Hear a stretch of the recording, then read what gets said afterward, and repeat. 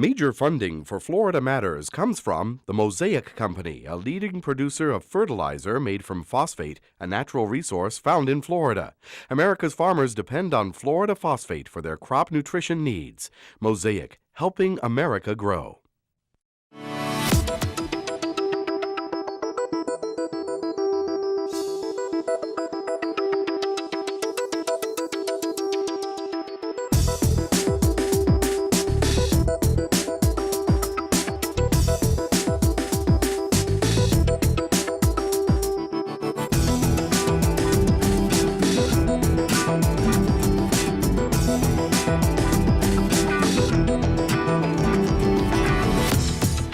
Hello, I'm Irene Maher, and welcome to Florida Matters. What better place to talk about innovation in Florida than right here in the Fort Myers laboratory of Thomas Alva Edison.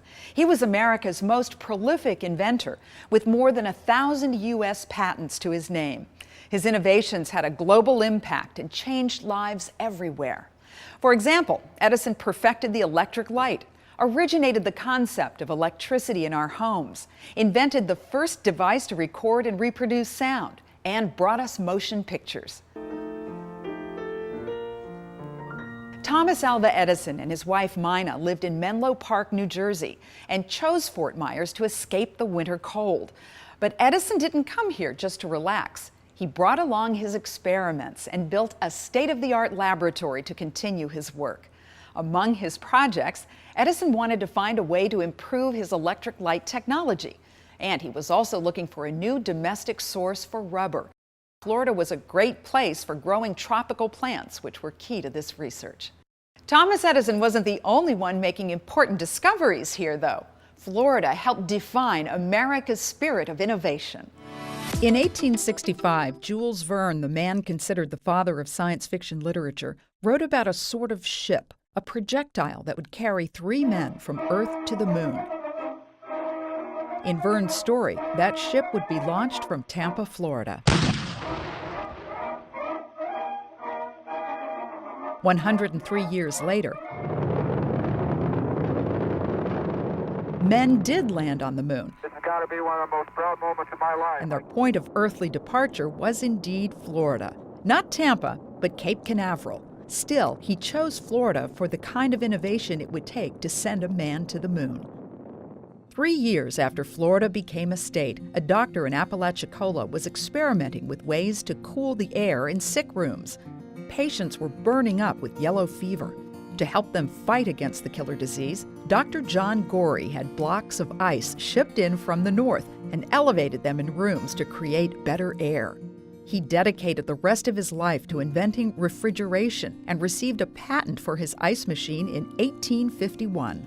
Although he was never able to commercialize the ice machine, Gorey is now considered the father of modern-day refrigeration and air conditioning. On January 1, 1914, Tony Janus and the mayor of St. Petersburg raced 50 feet above Tampa Bay, traveling up to 75 miles per hour. They were flying from St. Petersburg to Tampa on the world's first scheduled commercial airline flight. Tony Janus's innovation made what was a 2-hour rail trip into a 26-minute flight.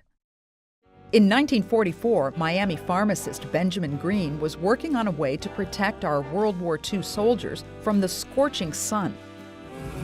Green cooked up cocoa butter in his wife's granite coffee pot and tested the concoction on his own balding head.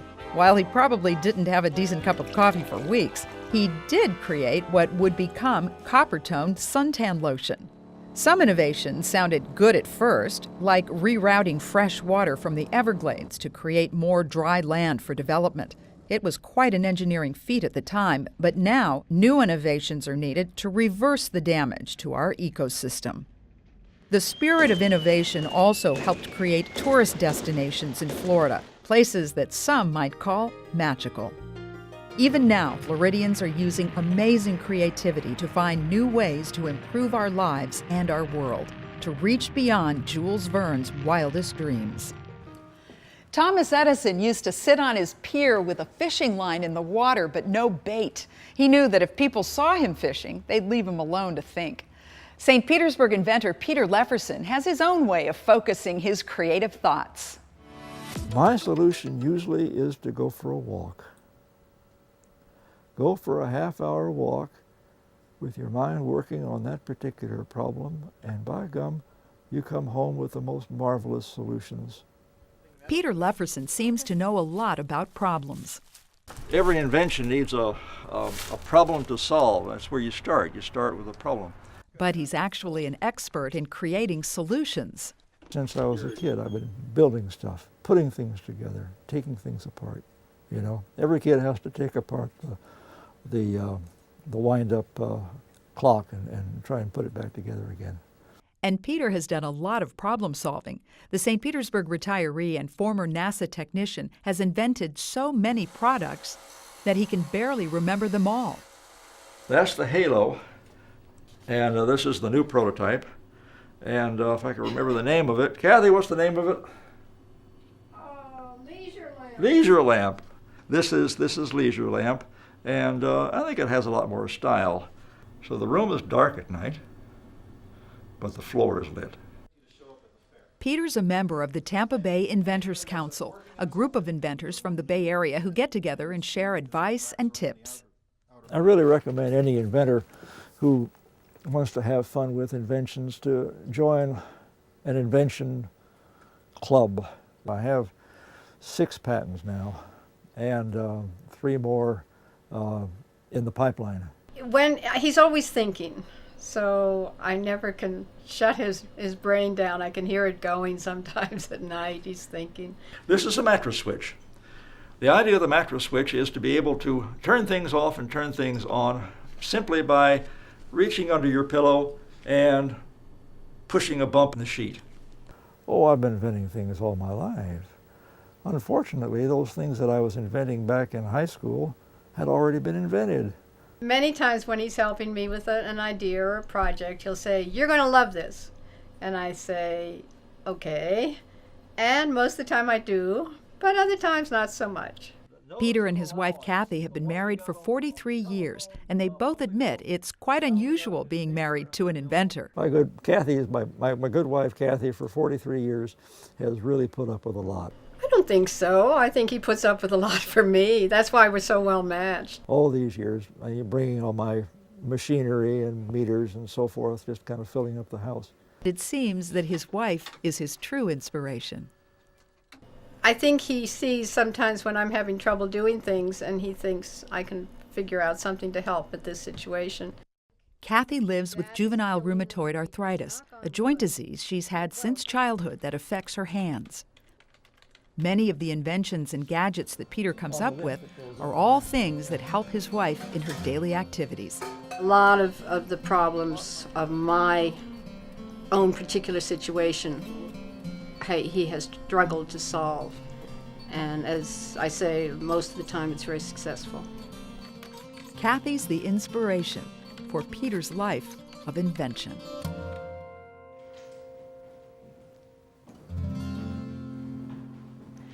After Mr. Edison's first invention, a voting machine that was ahead of its time, he decided to never again spend time on any invention that wasn't in demand. He was a businessman as much as he was an inventor. In today's economy, innovation is more important than ever, and Florida continues to grow a number of high-tech businesses.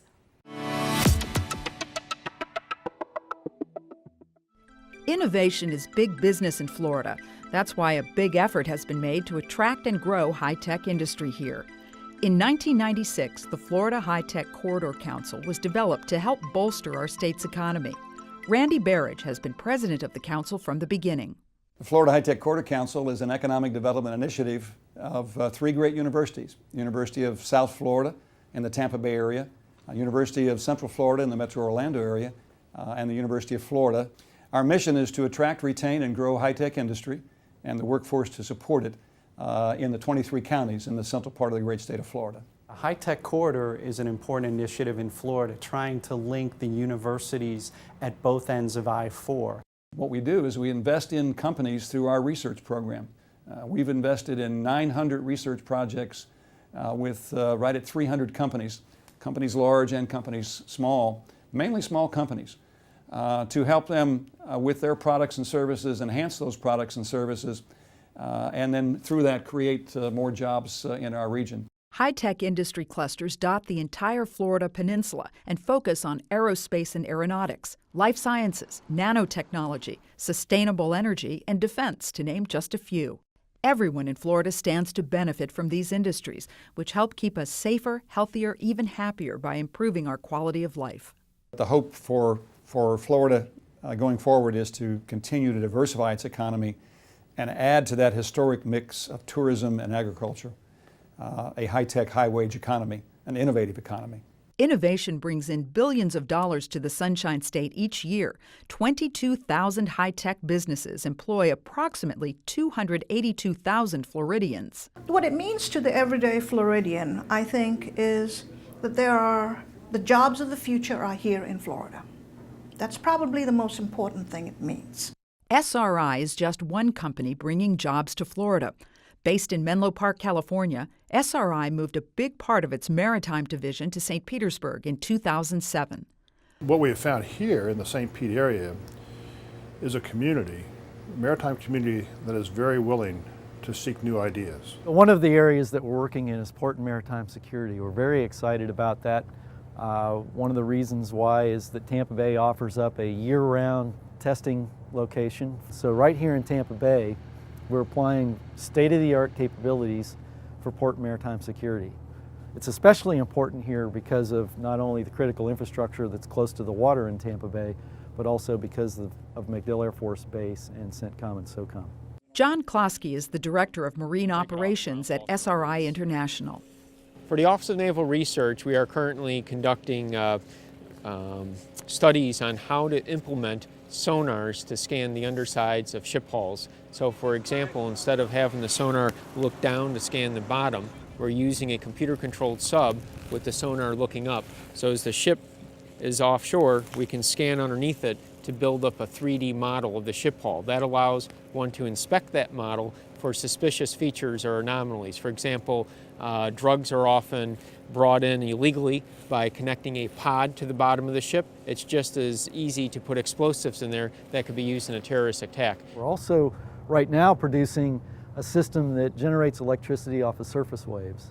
Wave energy, there's small oceanographic research buoys about 10 foot in diameter where we mount this elastic polymer in a pressure vessel, and as the motion of the buoy goes up and down, this polymer stretches and generates electricity. And that's a system that SRI has been actively working on for a number of years. We're building a new building at the Port of St. Pete, and that building will have, in a less than 10-year time frame, 200 researchers all working on marine technologies. Florida has a lot of pockets of strength in terms of the innovation economy. We are, for example, very good. We're better than a lot of people think we are in terms of creating startup companies. We have a very entrepreneurial climate here, and that is a very strong asset. So that's very good. Claro Scientific is a life sciences company and an example of high-tech industry being cultivated within the state. We're developing the next generation of medical diagnostic devices. Claro Scientific is working hard to create analytical tools and software that can save lives, lives that would be lost without technology of this kind. Using complex algorithms, this device is able to use just 1 microliter or a drop of blood to analyze data, send it over the internet, and receive a confirmation in minutes instead of the present wait time of hours and sometimes even days, a difference that can be life-saving. We'll be able to take a sample from a blood culture bottle from that sick patient, and we'll be able to identify that bacterial pathogen in less than 3 minutes. Dr. Luis Garcia Rubio is the founder of Claro and developed the technology. If you think that you are developing something new, I believe it's your duty and your responsibility to make it available for the good of everyone. This technology therefore constitutes a platform technology that has a multitude of applications. And we are here at Claro Scientific developing the first commercial application of the technology. Because of its low cost and built-in communication and processing capabilities, Dr. Rubio and his team have been able to take their technology to countries without an infrastructure for medical analysis. I become emotional about it because I had doctors in remote areas break down, saying, this is what we need. Our people are dying, and we can do it. We asked CEO Tom McLean, why Florida? First of all, the population we have here is a very good population for studying medical devices and drugs. Secondly, we have one of the best university systems in the country. Florida consistently ranks very high in the transfer of intellectual property out of its universities and into the community to create jobs. High-tech industry in Florida does come with challenges. One of the biggest risks that Florida faces with its growing life sciences industry is we have great technology, great ideas that are coming out of universities and research institutes. But without the entrepreneurs and without the infrastructure to take those ideas and develop them into products, Florida risks that those technologies are taken and they're exported elsewhere. We have in Florida a shortage of technicians on almost any industry you want to focus on. And for the future, the supply of these technicians is going to become tighter and tighter as we witness the retirement of the baby boomers. The vision is that we would really like Florida to be a top 10 innovation state. We are truly an innovative state, regardless of the industry sector you're in. But we need those highly trained employees, whether they're operators or technicians or engineers or the leaders of these companies. You need them, and you can't get them unless we continue to fund appropriately our education system. It's not one piece alone is not sufficient, but it's an ecosystem of a number of things in place. Florida is beginning to put those pieces in place. A Floridian viewing this program can make a difference. They can pick up the phone, they can send a text message, they can send an email to their elected representative or senator and send a message. They can make a difference. This is the time to figure out ways to not continue to take money away from universities, community colleges, and K through 12 to balance your budget.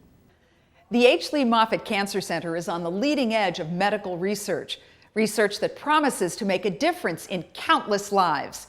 It's this week's Florida Story. Florida is a state of limitless possibilities. Who says you have to bundle up and slosh your way through the ice and snow in the dead of winter? But in a state where the can-do attitude has even explored the depths of space, a legendary lifestyle is icing on the cake. New ideas and new ways of doing things are all about people. As a state of innovation, Florida shines. This was a terrific opportunity to take melanoma research to the next level, and there are very, very few places in the world where you could do that.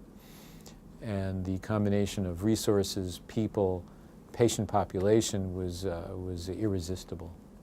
So after 13 years of melanoma research in California, Dr. Jeffrey Weber was drawn to the Moffitt Cancer Center at the University of South Florida. Well, I think Moffitt is an institution that has a lot of innovative clinical trials. We have basic scientists like Esteban Solis and like Jim Ulay and Dmitry Gabrilovich, all of whom have innovative ideas derived in the lab. And my job is to be the guy who sort of recognizes them and tries to translate them into trials. Afternoon. Hi. How are you doing? Nice to see you again. Good. Well. You look great. Okay, now there are some interesting new things coming along. There is a new trial for those with your kind of tumor. Clinical trials with patients that will ultimately lead to better treatments and cures. If that mutation is present, those patients tend to respond to a pill that, strangely enough, is used for leukemia. It's called Gleevec, and we have a clinical trial where we're evaluating it in those whose tumors of origin are like yours in the mucous membranes, who have a return of the tumor that can't be removed surgically. We would give them Gleevec. With more than 200 ongoing clinical trials and the latest in cutting-edge care, Moffitt is ranked as one of America's best hospitals for the treatment of cancer. All the doctors will tell you don't watch melanoma. And if I'd have stayed in Jacksonville or Fernandina, May not even be here today, who knows, but I love this place. It's a place backed by 3,800 physicians, scientists, and staff. Innovation is underway behind every door. In the Dalton lab, for example, researchers are studying the levels of different proteins that regulate the DNA repair mechanisms in multiple melanoma cells. This is it just finished? What do you have? After earning his PhD in San Diego, Portuguese native Vasco Oliveira headed to Florida. I came to Moffitt because of the fact that Moffitt offers any basic research scientist the opportunity of linking your basic findings to the evolution of a particular disease and the way that disease can be treated in the future. So in other words, Moffitt has offered me the possibility of getting into clinical trials, evaluating what works, what doesn't work, and basically allowing me to see any results in patients as opposed to testing things in a test tube and in cell lines. We're talking about patients for the first time. And that's what has become really attractive about Moffitt, the push for personalized medicine, the fact that Moffitt is the only comprehensive cancer center here in Florida. Beginning with tumor samples removed from every patient who comes here, personalized medicine is a new approach to the diagnosis and treatment of all forms of cancer. Moffitt's initiative, called Total Cancer Care, means the right treatment can be matched to the right patient through genetic signatures. Frozen and cataloged in Merrick Willock's tissue bank, countless thousands of human samples ready for gene profiling. In my opinion, the total cancer care is the most important research at the United States and in the world, as a matter of fact. Hey, anything I got, they can have. If it's going to help somebody else, they can have it. Anything they cut off of me, I'm not going to need anymore anyway, and they're welcome to it. I think it's a wonderful thing. Total cancer care requires total commitment. So more than 20 years ago, a fledgling Moffitt Cancer Center and Research Institute saw the future in information technology. To do this properly, to get the job done, to actually cure cancer, it would rely heavily on the IT environment. So they made the primary investment of support for their IT infrastructure, of just understanding that the research can't happen unless they have cutting edge tools. That's what makes us different, is the fact that our development, our research, everything we look at is backed up by cutting edge IT equipment. Knowing the hard drives in the Network Operations Center may hold the answer, Mark Fleeting is filled with pride. I mean, I'm not a nurse, I'm not a doctor, I'm not a researcher, I'm none of those people. But every little bit that I do helps cure cancer. And if you ever have a bad day, and I tell my staff this, if you ever have a bad day, just go to the 3rd floor. Suddenly your day's not that bad after all. To further develop Moffitt's approach to personalized cancer care, new public and private partnerships are being hatched. Keyword, innovation. New ideas in the lab come to the clinic, old ideas, old drugs with new uses, which then could come to the clinic. So that's what our research center is all about, and that I think is a typical Moffitt phenomenon. The Moffitt Cancer Center, standing tall on a peninsula where all things seem possible. Reporting for Florida Matters, I'm Larry Elliston. What innovations are in Florida's future? What new developments will our children's children enjoy that we can only imagine? Maybe you have a new idea or creation and are ready to launch your American dream. If so, history tells us you're in the right place. I'm Irene Maher, and thank you for watching Florida Matters.